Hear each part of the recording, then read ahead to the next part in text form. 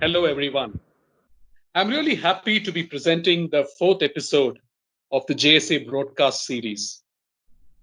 And in today's brief discussion, we will be touching upon specifically corporate governance issues during these difficult times. What is interesting to note is that company boardrooms have today become epicenters of deep thought, data analysis, forecasts. There's creativity happening. They're building corporate and business structures to enable successful tightrope walking during these times.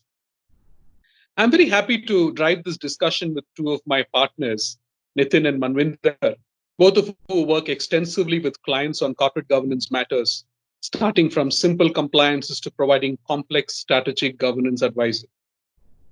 So without much delay, I would like to invite Nitin Potdar, my partner from the Mumbai office, to share his views and perspective on the first question that I'm posing to him.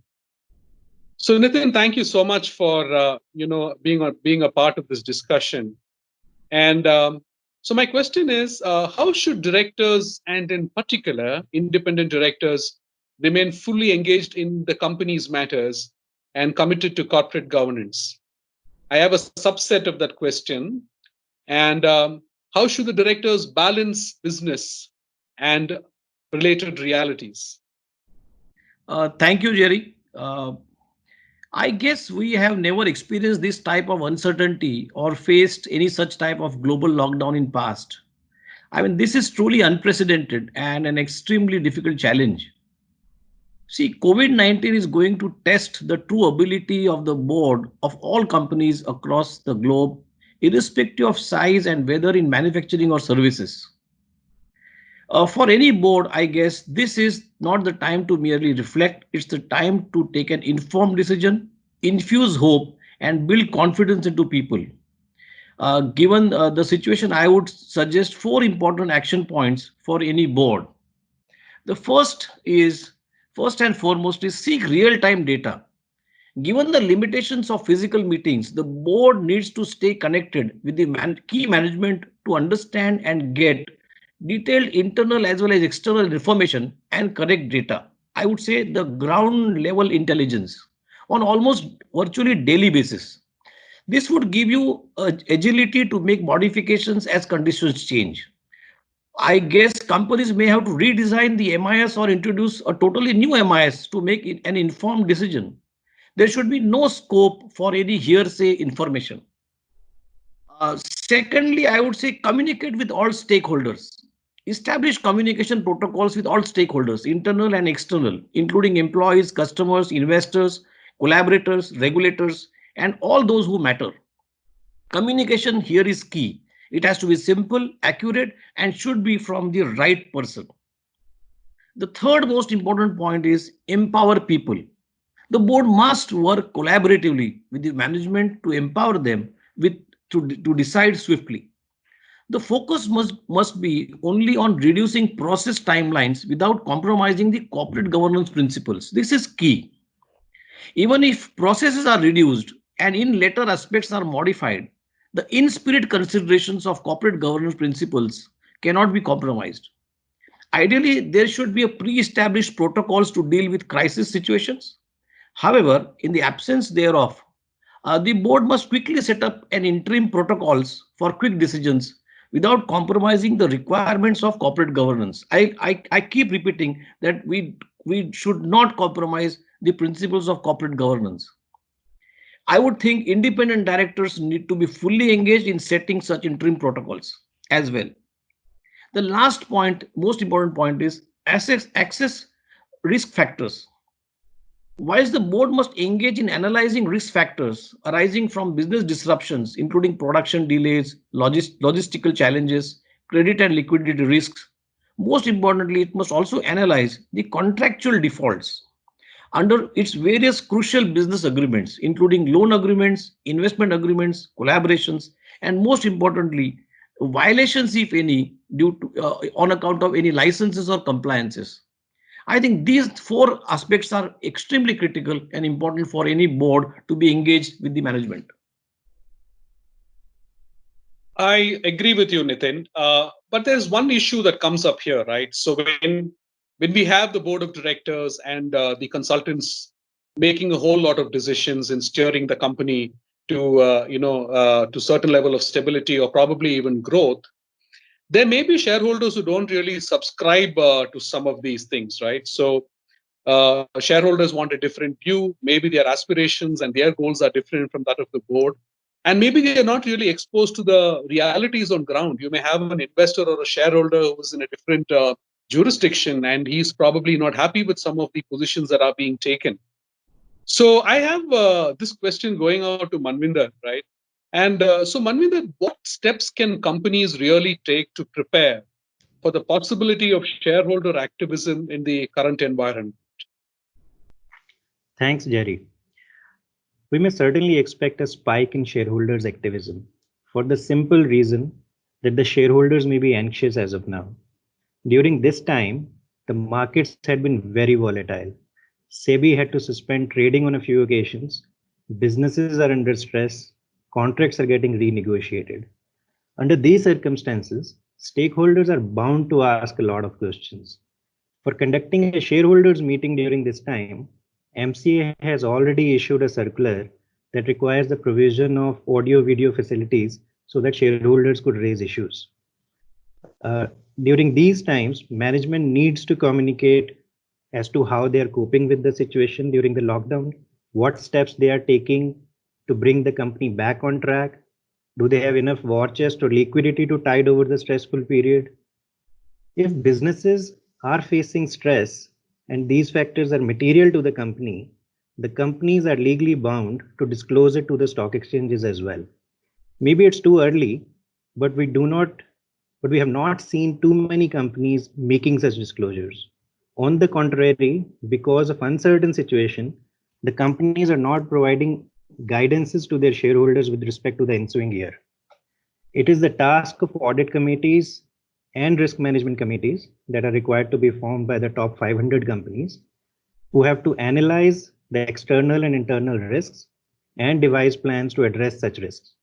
And the management have to communicate, provide guidance and confidence to all the stakeholders during this tough time. Thanks, Manvinder. I think that was a very useful perspective, right? So we've really walked down, the boardroom corporate governance issues, and you've spoken a little about, the outward communication to shareholders, ensuring that they are kept in the loop. But I just want to jump into something more specific, right? Now, given the general vulnerability of the situation, and COVID-19 is really not sparing any person. It's not. There's no exceptions to the situation. So what would you say that companies should have? Some last page measures to tackle eventualities, including a grievous situation where there is a temporary or probably a permanent loss of a key resource or decision maker. So some thoughts on this will be useful, Manvinder. Yes, Jerry, that's dangerous but very probable situation for a company under these circumstances.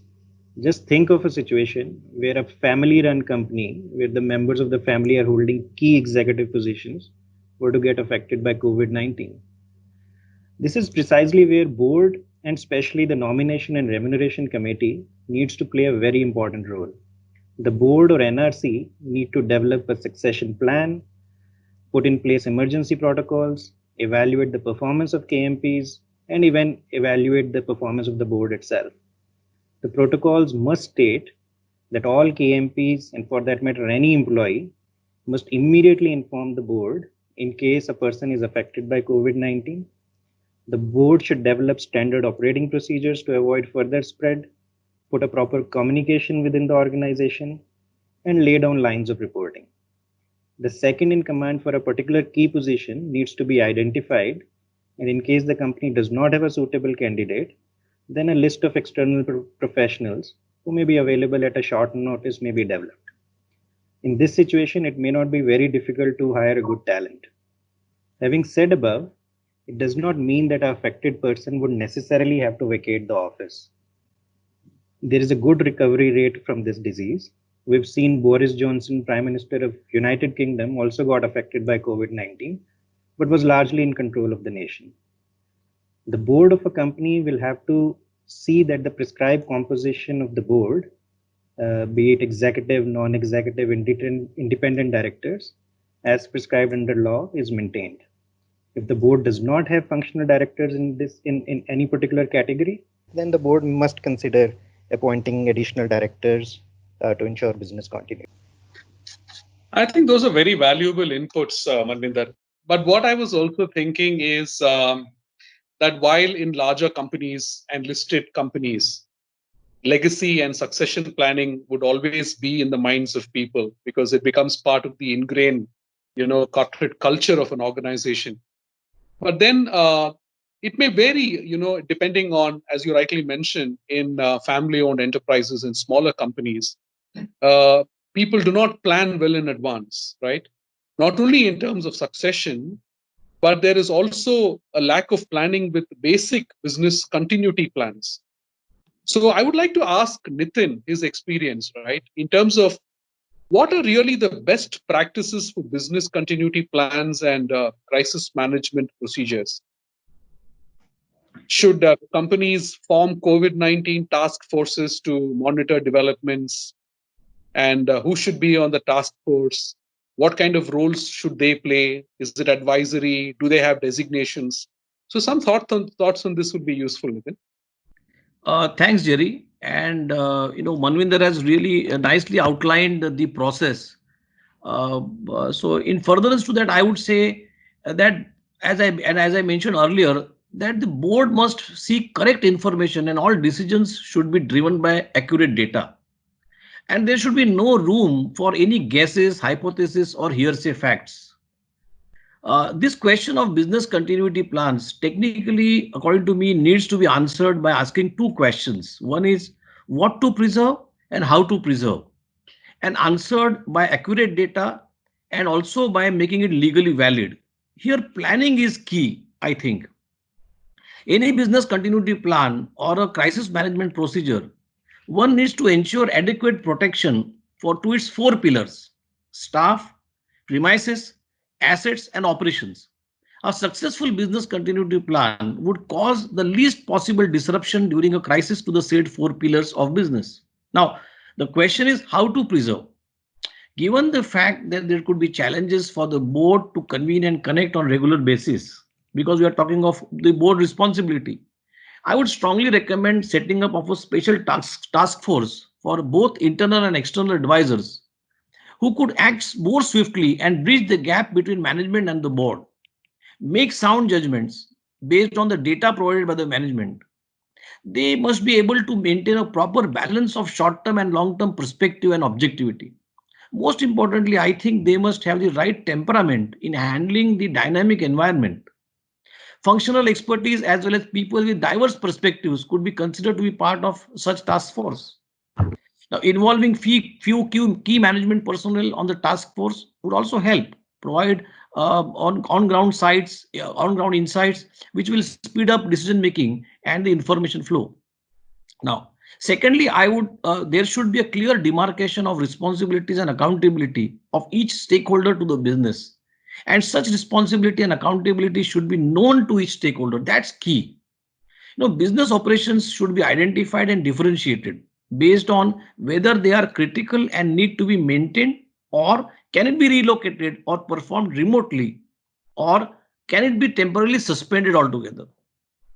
I would think even post-crisis, a qualitative review of actions should be taken to understand how the company responds to any emergency as a means of identifying best practices, gaps, and also lessons learned from past. In general, Jerry, if you ask me, business continuity plans should be practical, realistic, and they should be simple and easy to perform and should make efficient use of the existing resources. That's where we save cash. They should also be regularly tested, validated, monitored, and regularly updated according to the evolving risks and needs. Now, here I would like to mention a case study, which is very important. It's a celebrated case study, I would say, talked in many management discussions. The case study is of a company called Company DuPont. Uh, It would be worth mentioning here that DuPont has a long-standing contingency plan in place called as corporate crisis plan. It was called up after 9/11, after major hurricanes, and during the 2008 financial crisis. When the plan is initiated by the CEO, pre-identified standing teams step up in to assess the situation and determine what is needed for the viability of the company. During 2008 crisis, 17 such teams stepped in, but after 4 days, only 9 teams were needed to go ahead, putting back the eight teams into standby. Within 10 days, every employee had a face to face with his manager about what the company needed to do. This was unprecedented. Even though the top management was into crisis management mode, there was a separate three-member team tasked with looking at long-term decisions of the company needed to take, such as identifying which plants need to be closed if required. DuPont also let go of their contracted workers, shifting the jobs to internal permanent workers to save cash. Hence, they were able to successfully react to the 2008 economic crisis within less than 6 weeks.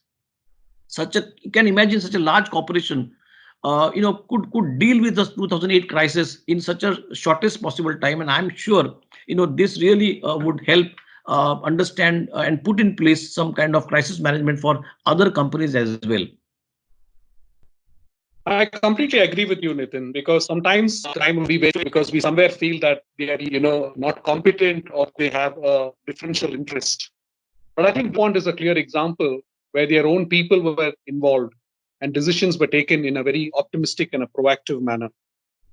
I think this discussion, Nitin and Manvinder, has been extremely useful. I would like to thank you for your very practical inputs based on your own experience and the way you dealt with your respective clients. As concluding remarks, what I would like to say is that the business world out there has already placed many bookmarks on many vital pages of learning that the COVID-19 challenge has thrown up. I'm sure we'll go back to those page bookmarks and have many learnings in the days to come. This crisis in its true sense has been all-compassing, touching every sphere of our lives and existence. And I hope we are able to look ahead with greater optimism and better planning. Thank you very much.